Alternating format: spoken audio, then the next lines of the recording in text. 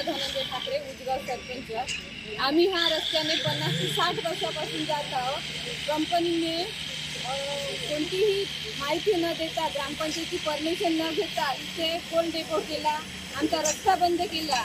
आमची एवढी मागणी आहे की कंपनीने आमचा रस्ता सरळ करून आमचा मार्ग मोकळा करावा, ही विनंती कंपनीला आहे। गावाला प्रदूषण होत आहे, येणाऱ्या जाणाऱ्या गाड्यांना आम्हाला त्रास होत आहे, स्कूल बस येत आहे, रस्ता काटायला जागा नाही, लहान मुलं शाळेत जात आहे। आज लहान मुलांच्यावर मुली बाळींना धोका आहे। आज दोन्ही कंपनीने आपापले कंपाऊंड केले आहे।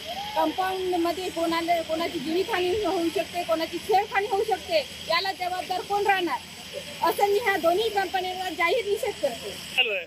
कंपनीवाल्याची मनमानी चालू आहे। मनमानी म्हणजे कोणतीही आमच्या ग्रामपंचायतीला सूचना न देता, आमच्या ग्रामपंचायतीची परमिशन न घेता आम्ही इथे आमचा रस्ता बंद करत आहे।